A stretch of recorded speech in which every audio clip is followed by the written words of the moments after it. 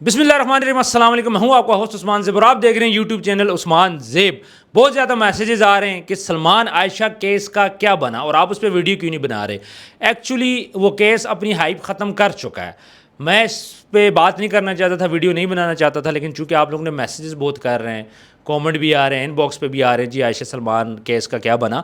تو کیونکہ آج 11 تاریخ ہے، آج پیشی تھی اور ابھی میں ویڈیو بنا رہا ہوں لیکن اس ویڈیو کو میں کل اپلوڈ کروں گا، ٹھیک ہے. تو آج اس کی پیشی تھی. سلمان تو وہاں پہ چلے گئے تھے، آپ کو کچھ ویڈیوز وغیرہ بھی نظر آ رہی ہیں، پراپر سلمان وہاں پہ گیا ہے، اس کے ساتھ اس کے وکلا بھی تھے.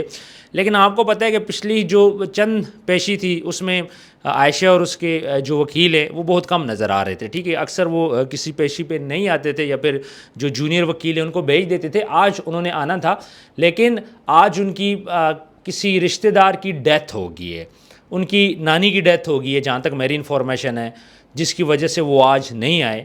اور آپ کو پتہ ہے کہ یہ نانی کا رشتہ یہ اتنا قریبی رشتہ ہوتا ہے، کوئی بھی بلکہ عزیز فوت ہو اتنا قریبی رشتہ ہوتا ہے. یہ ایک جینون ریزن ہے، اس پہ ہم لوگ بات نہیں کر سکتے، بالکل جینون ریزن ہے جس کی وجہ سے وہ آج نہیں ہے. اور اس کے بعد جو نیکسٹ ڈیٹ ہے 18 تاریخ کی، وہ ڈیٹ پڑ چکی ہے. امید یہ ہے کہ 18 تاریخ کو اگر سارے آ جاتے ہیں تو 18 تاریخ کو اس کیس کا فیصلہ ہو سکتا ہے یا پھر نیکسٹ پیشی بھی مل سکتی ہے. تھوڑا سا پھر اب کیس کے بارے میں بات بھی کریں گے، تھوڑا سا یہاں پہ اب کیس کی بات بھی کریں گے کہ کیس کس رخ کی طرف ہے. آپ سب کو پتہ ہی ہے کہ رجب بٹ اور اس کے دوست وہ تو اس کیس سے نکل چکے ہیں. اب سلمان کی بات ہے، اتنے ٹائم ہو گیا، بڑے بڑے دعوے تھے کہ گرفتار ہو جائے گا، لیکن آپ کو پتہ ہے کیس میں کچھ یوٹرنز آتے رہے، چیزیں پہلے ایک کے کوڈ میں تھی پھر دوسرے کے کوڈ میں چلی جائیں. اچھا، پاکستان کے اندر میں آپ کو ایک بات بتا دوں 376 کی، یہ اتنی گندی دفعہ ہوتی ہے کہ یہ کسی لڑکے کے بھی لگ جائے اس کا فیوچر تباہ ہو جاتا ہے. اگر یہ کسی عام بندے پہ ہوتی تو ابھی تک وہ ڈپریشن سے مر جاتا، یا پھر ایسے گھر سے ہوتی کہ تھوڑا سا جن کا ریزرو مائنڈ ہوتا ہے تو ابھی تک وہ لڑکا ڈپریشن میں جا چکا ہوتا، کوئی نہ کوئی حرکت کر چکا ہوتا. 376 کی بڑی گندی ایف آئی آر ہے جس کو جناب الجبر بولتے ہیں، اور یہ ہم سب کے لیے سبق بھی ہے کہ کسی لڑکی سے ہم لوگ بات کرتے ہوئے بڑی احتیاط سے اس چیز پہ ہم لوگ بات کریں اور خیال رکھیں کہ کسی لڑکی سے اکیلے نہ ملیں. کسی کے ساتھ ہمارا کوئی کام بھی ہو تو وہ دن کے ٹائم پہ ہو اور کسی پبلک پلیس پہ ہو جہاں پہ یہ الزام نہ لگ سکے. سلمان اس پہ یہ الزام لگا، اس نے چیزوں کو فیس کیا، پھر وکلا ہائر کیے.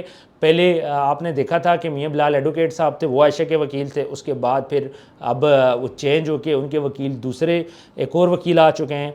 اور یہاں پہ یہ چیز ہم نے دیکھنی ہوگی کہ یہ کیس ختم کب ہوگا. آئی جو انویسٹیگیشن آفیسر ہے اس نے بھی اپنی رپورٹ دے دی ہے، اور اس کے علاوہ جو اب جج صاحب میں ان کی رپورٹ رہ گئی ہے وہ رپورٹ بھی جلد آ جائے گی. مجھے یہ امید ہے کہ جو اگلی پیشی ہے اس پہ کچھ نہ کچھ کٹا کٹی کھل جائے گا. کیس یہ شو ایٹ لیسٹ ہو جائے گا کہ کس کے فیور میں، کہ آیا یہ کیس ختم ہو رہا ہے یا پھر مزید سلمان کو اور چیزوں میں پھنسایا جائے گا، اس کے اوپر اور اپلیکیشن دی جائے گی. اور اس کے وکیل اب عائشہ کے کیا کرتے ہیں یہ چیز تو دیکھنے والی ہوگی. ابھی تک انہوں نے کوئی ایسی چیز نہیں کی، اور اب اس طرح پراپر وہ ابھی تک پیش بھی نہیں ہوئے. اور ابھی اگر وہ آتے ہیں اگلی پیشی پہ پیش ہوتے ہیں تو پھر وہ کیسے ان چیزوں کو کس سائڈ پہ لے کے جاتے ہیں، تو یہ چیز دیکھنے کے لیے بہت زیادہ امپورٹنٹ ہوگی. اور جہاں تک بات کریں گے سلمان کی، تو سلمان کے وکیل آپ کو پتہ ہے کہ میاں اشفاق صاحب وہ ان کے ساتھ جڑ چکے ہیں اور بڑے اچھے وکیل ہیں، تگڑے وکیل ہیں. وہ کچھ جو 9 مئی کے کیسز ہیں ان لوگوں کو بھی دیکھنے، بڑے بڑے کیسز انہوں نے کیے ہیں، اسلام آباد میں بھی آتے رہتے ہیں، سپریم کورٹ کے وہ بھی وکیل ہیں، ہائی لیول کے وکیل ہیں. تو یہاں پہ ایک تگڑا مقابلہ اس ٹائم پہ ہو رہا ہے. دونوں جو وکلا ہیں وہ سپریم کورٹ کے وکلا ہیں، نہ سیشن کورٹ کے ہیں نہ ہائی کورٹ کے ہیں، یہ سپریم کورٹ کے وکلا ہیں. بڑے بڑے کیسز، بڑے بڑے نام ہیں، یہ دونوں بہت بڑے نام ہیں. اور یہ دونوں اب کیس کو کس طرف لے کے جائیں گے اور کتنا یہ لوگ ایفرٹ کریں گے. اب ظاہری بات ہے یہاں پہ کہانی آ جاتی ہے وکلا کے ایفرٹ کرنے کی، کہ یہ وکلا کتنی ایفرٹ کرتے ہیں. ہم نے دیکھا کہ سلمان کے جو وکیل ہیں انہوں نے کافی ایفرٹ کیے، کافی ٹائم دیا اس کیس کو. عائشہ کا چونکہ یہ جو ان کے جو وکیل ہیں ان کے پاس ابھی کیس آیا ہے، پہلے ان کے پاس کیس نہیں تھا، تو یہ بھی ایفرٹ کریں گے، یہ اپنی پوری کوشش کریں گے. اس کے علاوہ ویڈیوز اسی طرح بن رہی ہیں، پکچرز اسی طرح بن رہی ہیں، بیان بازیاں اسی طرح ہی ہو رہی ہیں. میرا خیال ہے کہ اب یہ چیز رکنی چاہیے. اور میں آپ کو بتاتا چلوں کہ ویوز کافی حد تک ان چیزوں پہ اب کم ہو چکے ہیں، لوگوں نے بات کرنا کم کر دیا ہے.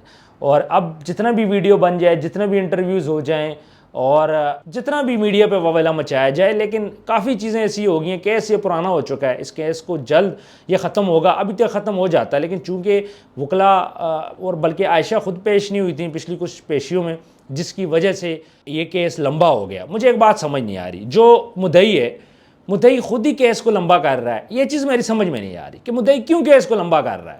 دوسری طرف سے جو ملزم ہے جس پہ الزام لگا ہے وہ بار بار پیش ہو رہا ہے, وہ ہر پیشی پہ پیش ہو رہا ہے, اس کے وکیل پیش ہو رہے ہیں, لیکن جو مدعی ہے مدعی کیوں نہیں پیش ہو رہا. مدعی کیوں چیز کو ڈیلے کر رہا ہے, چیز کو لمبا کھینچ رہا ہے. اگر اس کو رگڑا لگانا ہے تو اس کو رگڑا لگاؤ, اگر اس کو رگڑا نہیں لگانا تو اس کو چھوڑ دو. مدعی کیوں سست روی کا شکار ہے, مدعی کیوں سوشل میڈیا کا سہارا لے رہا ہے, مدعی کیوں اپنے چینل بنا رہا ہے. مجھے اس بات کی سمجھ نہیں آ رہی کہ اس کیس کو لمبا کیوں کھینچا جا رہا ہے. آپ لوگوں کے پاس اگر کوئی جواب ہو تو کامنٹ سیکشن میں آپ نے مجھے ضرور بتانا ہے. باقی 18 تاریخ کو پتہ چلے گا کہ آگے معاملات کیسے چلتے ہیں, کس رخ کی طرف چلتے ہیں, اور یہ کیس ہم امید کرتے ہیں کہ اس کیس کو جلد ختم ہونا چاہیے. اس کی ریزن یہ کہ بہت ٹائم ہو گیا. سلمان کو آپ نے دیکھے اس سے کام بھی نہیں ہو رہے, وہ اس طرح لائیو بھی نہیں بیٹھ رہا, اپنے کام شام بھی نہیں کر رہا. دوسری طرف عائشہ آپ کو پتہ ہے کہ اپنے معاملات چلا رہی ہے. بہرحال اس چیز کو اب کلوز ہونا چاہیے کیونکہ یہ میٹر بہت گندا میٹر ہے 376 والا, اور جو بھی اس کے معاملات ہیں جس کو بھی سزا دینی ہے جلدی سے دے کے. میں تو جج صاحب سے ریکویسٹ کروں گا کہ آپ اس چیز کو جلدی وائنڈ اپ کریں تاکہ یہ ایک چیز معاشرے کے اندر سے ایٹ لیسٹ یہ کیس ختم ہو جائے.